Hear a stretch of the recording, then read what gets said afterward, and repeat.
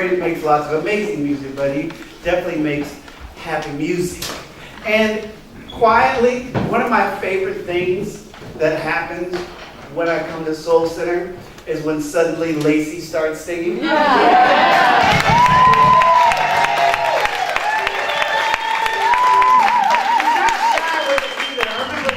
Somebody was doing Man in the Mirror, and she was going in, and she was willing to give her gift in the unique way that she gives it. And so I just want to show a little appreciation to Lacey.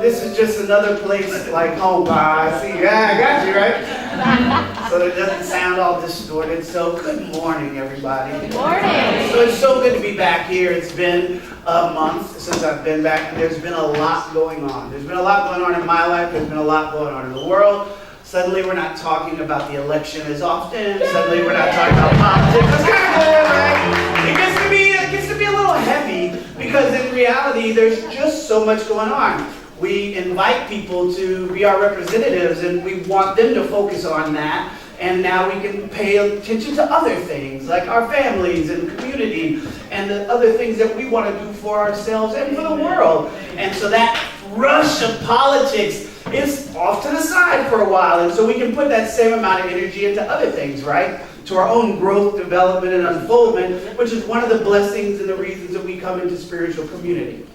I'm so grateful to be here with you because, for me, these are always opportunities for me to explore what I know, what I have come to realize, and what I've come to experience in life. And really, the big thing that I'm learning more and more is it's the little things.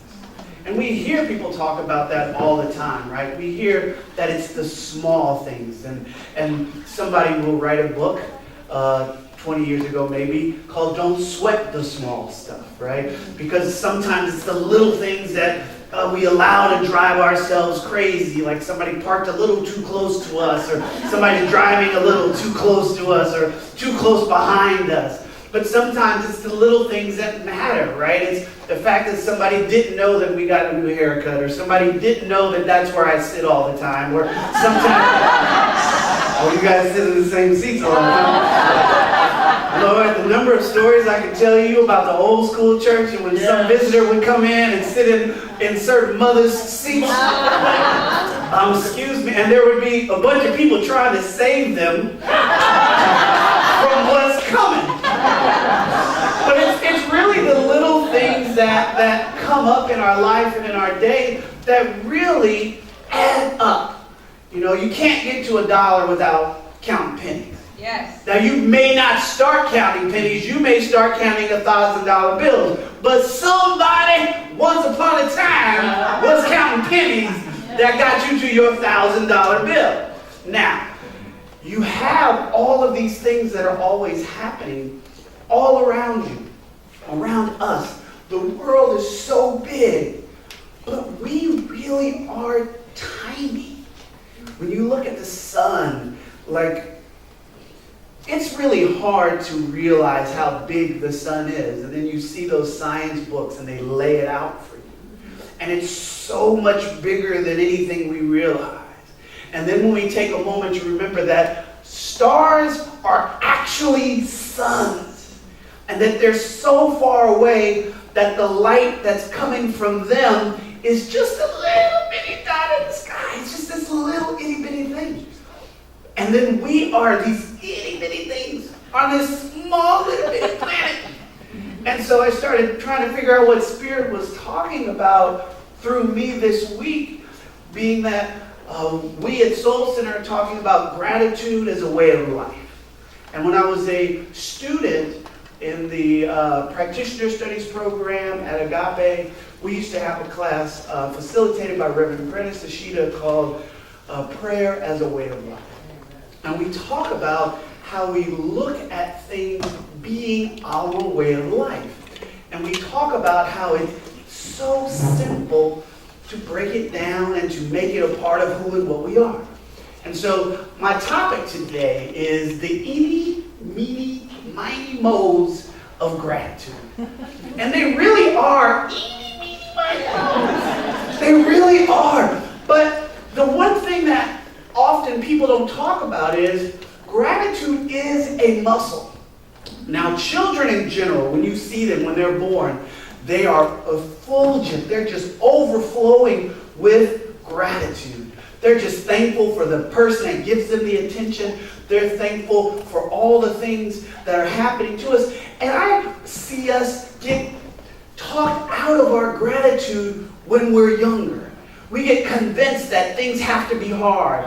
We get convinced that things have to be difficult because the way we talk about one of my least favorite subjects that I'm making one of my most important subjects is discipline. Like that word just has a, look, I see the faces change.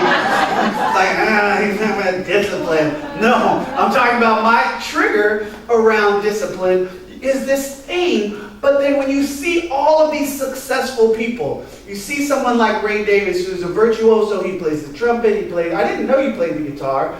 He plays the keyboard. He plays the flute. No, he doesn't play the flute. Not much anymore. But I feel like I've seen you play it before. Yeah, exactly. But the amount of hours and the time that he's put into that is a discipline. One of my favorite artists, Prince, played every instrument on most of his music. And so there are these ways that people establish discipline, and that feels completely different than the discipline I started talking about. But it's the pathway to the same place. But often our parents and the leaders and people who call themselves our guardians and guiding us, they're actually, the tone and the energy that they put on discipline is not something that brings forth joy. It's not something that brings forth excitement. It's not something that brings forth that thrilling enthusiasm, that willingness to be a part of something that's a discipline. And so when we talk about the itty-bitty things, when we talk about how small it can be, it's as simple as exercising a muscle. And so now, as adults, most of us in here, we have to actually unlearn a lot of habits, and we have to replace them, because you can't just take away something without putting it in its place, because invariably life is not a void. The universe abhors a void. So it will fill the space of your life with something if you leave it empty. If you do not fill your time, if you don't give your attention, your energy somewhere, it's going to be utilized by something, and often it will be the opposite of what was seeking to emerge through you, because it's inverse, right? So it backfills because you won't forward and progressively infill it. Does that make sense? Yes. All right, just checking to see if you're with me. Now, she knows. Who else knows? Just checking. It wakes people up, because I could be boring, maybe. No. But no. So the idea of it being easy, it can be the smallest thing. You can start with the smallest thing, like the sunshine. Just being grateful for the sunshine, and you didn't even have to see your friends on Facebook last week complaining about the early snow. Oh, so many of my friends in New York and on the East Coast were, not yet! And for some of them, it completely shifted their mood. For some people, they were humorous about it. It snows early, I guess, and they're moving along with it. But for some people, it completely shifts their frequency and their tone. And it's a little thing that we have absolutely no control over. We have no ability to control it. We have no ability to massage it. We have no ability to shift the weather. But we get to change. We get to completely change, because I know there are kids that still get excited at the first snow. And they know that eventually during the week they're going to have to walk to school. Some of these kids know they're going to have to shovel driveways.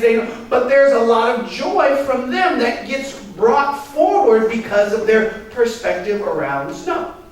Now, it also is teeny, small, it's meany. Reminds me of like being mean, right? There's a part of us sometimes that chooses anger over gratitude. Really? No. Yes. How many of you have been driving and just missed getting into an accident? Like you know that you were inches, millimeters sometimes away from getting an accident, and your response is at the driver rather than, oh, I'm so grateful. Rather than, oh, I'm so grateful that I don't now have to go file an insurance claim. I'm so grateful that my car didn't just spin out and just slide over. I'm so grateful that I didn't have it. Like there is this part of us, and I know this very well because I've watched myself do it and had to check myself. You have to have checks, and you have to have an awareness of your own consciousness that is suddenly angry at a person that's now a half a mile away, that doesn't know us at all, and is not thinking about us because they got on their off-ramp, right? They slid straight, on my way up here, I watched the car go straight across 3 lanes and over the little triangle part of the divider that's telling you you're about to crash just to make it on the off-ramp.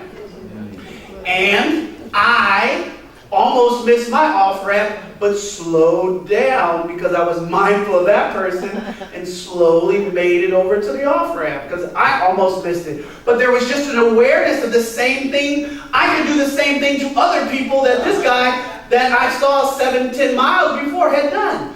There's just an awareness of, there's that part of us that goes and chooses rage and anger over gratitude. And all of that is shifted by a practice, by our own choice to be grateful, by our own choice to walk in gratitude, by our own choice to see the gratitude. It's hard sometimes to see the gratitude. It's really difficult sometimes. Sometimes it's nearly impossible. In the last 5 weeks, my friends and I have lost 2 people to domestic violence. In 5 weeks, not people I was close to, but people who were in my sphere. We all went to the same college at the same time, and 2 women are no longer walking the earth. They have children that now no longer have their mother here in the physical, all because of domestic violence. And that is one of the things in our world that is so difficult to process. It is immensely difficult to imagine children growing up without their parents. And there's this horrible idea that we hold sometimes of limitations suddenly around what a child's life is now going to be like without its mother. Now, it's not going to be as it would have been. That's impossible. But I'm often cautioning, and I remember how it used to feel like what I'd imagine it would feel like if I were just to stand up at paintball, because I won't say a real gun, because I wouldn't want to be shot in the chest with a real gun, but with paintball pellets, and if somebody just shot a bunch of paintball pellets at you, because those things actually do hurt, contrary to all your friends that might try to get you to play paintball. If you've ever played, most of us come home with a little black and blue mark on it.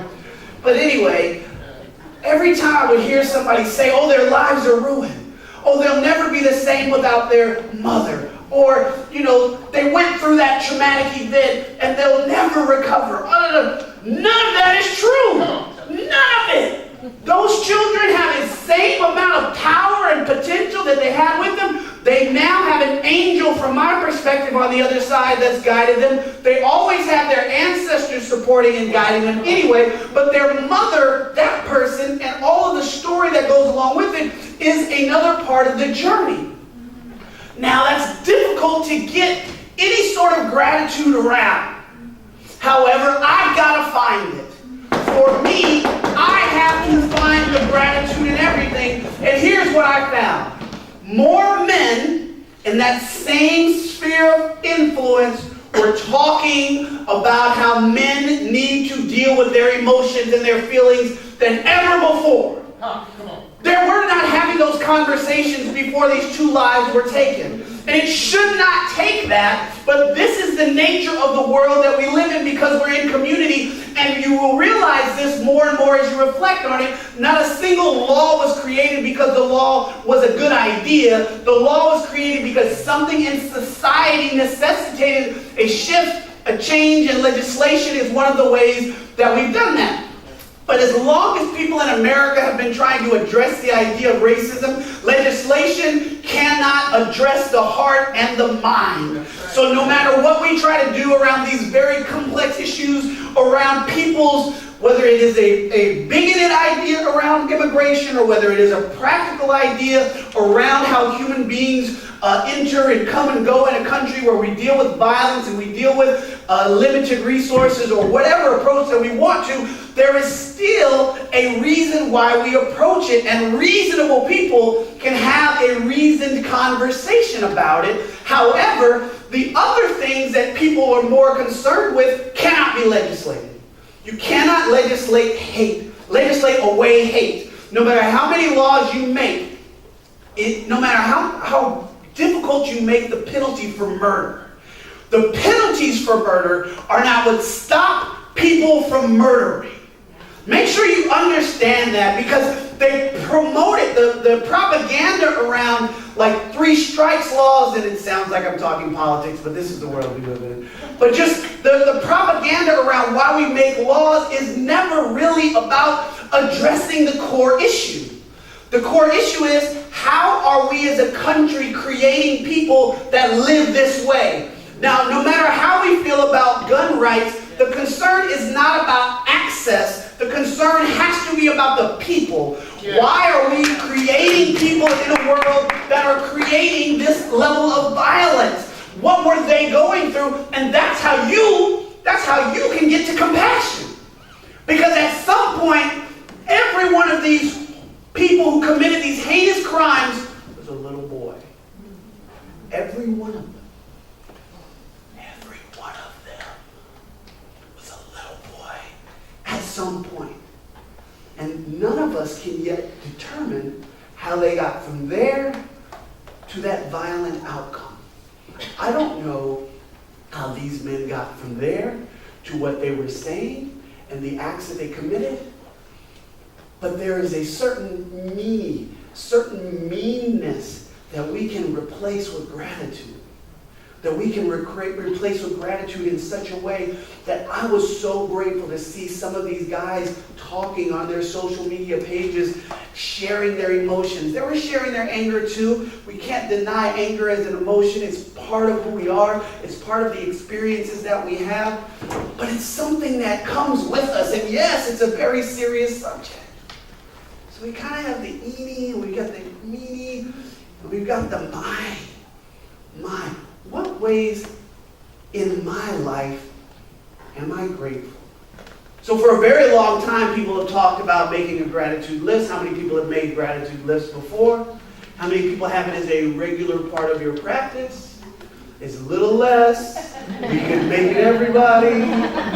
It's just a way of actually acknowledging the things that are going on in our lives that we could do. So one subscription for me as we enter into the holidays. At your Thanksgiving table, absolutely, everybody should say something they're grateful for. But you could spend every day, every morning, thinking of 5 different things without repeating them through the end of the year that you're grateful for. And just write them down. You doesn't have to make it complex. But what I believe is, because you will participate in that, the entire world is a better place, because wherever you go, the energy that you bring is brought to those places and spaces. And also then you create a reservoir for when it's harder. Because you have amped up your level of gratitude when it's harder to find gratitude, you will already be up here, so that when some situation in life takes you down to another level, or down to a couple of levels and down to a place where you can't imagine, you've got a reservoir, right? Right. All right. So there's the eeny, the meeny, the miny, and then there's the mo. For me, you guys are doing it right now. And it's really, how can we be more of this? Mo. How can we get smoke? I want smoke. And the world is a funny place. Every single time tragedy strikes, humans respond. You guys are responding by participating in the Boutique of Blessings for the thousands of homes that have been lost. But we all have that same energy and possibility to support our communities before those things happen. And when those things are no longer in the news, those people are still in need. A friend of mine's grandmother's home is gone from the hurricanes. They're still going to have to figure out that whole life. And so the idea is not to be in judgment of ourselves because it took a tsunami for us to think about the people on that part of the earth. It took an earthquake for us to speak about that people in the region. It took a flood for us to think about that region. No, it's to harness that energy. Imagine if we still had that energy that happened right after 9/11. The way people came together and the way we anchored our presence in the world and the way the entire globe was still looking at America and saying that it's a place that needs our love, that needs our support, that needs our care. We can be that anytime we want. We do not have to wait for tragedy. We can be that space that brings about more and more and more love, more joy, more gratitude. Right now, in this moment, just close your eyes. Just close your eyes where you are. And you may be holding somebody's hands. I'm just going to ask you to put your palms up on your lap. You'll get back to them in a minute. And I want you, for everything that you're grateful for, I want you just to close your fingers until you get a tight fist. Every time you think of something you're grateful for, your health, your legs, your eyes, just pull a finger in. And then when you get all 10, do it in reverse. More things you're grateful for until your hands open all the way up. Your health, your hair, your eyes, your knees, your retirement fund, your job, the smell of lavender, the joy and laughter of children. I just want you to keep doing that until your hands open, until your hands close. You are bringing into the world right now an overflowing flood of gratitude. And the next time your hands close, I just want you to hold them really, really tight. You might think about your favorite dress or your favorite shirt. It's okay to be grateful about material things. Maybe you're grateful for your stylist or your nail technician, your barber, your first grade teacher, your gym coach. You might be grateful for so many things. So we just take this energy and enter into prayer right now. Because we enter into prayer from a place of gratitude and recognition and remembrance of all the good that is happening in the world, all that is possible, and we can still think about the challenging. We can still contemplate the trauma because we start in a remembrance of gratitude. And we can bring it around these difficult situations and see how we can be the eeny, meeny, miny, mo of gratitude ourselves. How we can excel in our expression, in our sharing, in our disposition. How we can reveal more gratefulness to our partners, to our family members, our loved ones, our colleagues, our friends. Oh, how good it is to live in it. I bless this field. I bless the unmitigated gratitude, unfiltered gratitude for life, for the substance, for our ancestors, for our loved ones. And I speak a blessing over all those who are on our heart or mind. I speak a blessing over their lives, our dear friend Kim Terranova, and all that she has gone through, and all that she has given to the world, and all that she will continue to give to the world. For every person that has been involved in any of these situations of these natural disasters, whether they've gone through trauma in their lives. I'm so grateful to hold a high idea of their circumstance, to know a greater expression of love in all of these beings. Whether they are dealing with health issues, whether they are dealing with financial issues, whatever it is, I'm knowing more abundance, I'm knowing more health, I'm knowing more vitality, I'm knowing a great joy upon the earth because of what we hold here and now. This is what I know. This is what I celebrate and give thanks for. And if you are in agreement with this, simply declare, and so it is. Amen. Amen. Amen. Amen. Ashe. Ashe. Thank you so much. Our ushers are going to come forward shortly, and we're going to continue this flow of gratitude. You see, communities like this are rare, and they shouldn't be. And one of the ways that you can help to create more of what Soul Center is by contributing to it.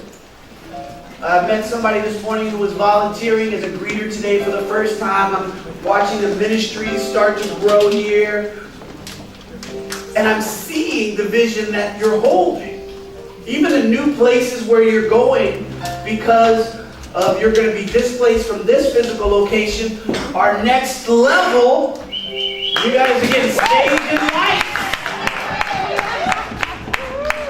It ain't cheap. But we're not worried about that. We get excited about the opportunity to contribute to something that is able to do that. So in the measure that Soul Center blesses your life, I invite you to establish an intention to give beyond that. And wherever you are now, I honor you, your journey to that place. Ushers, go forward. Ray Davis.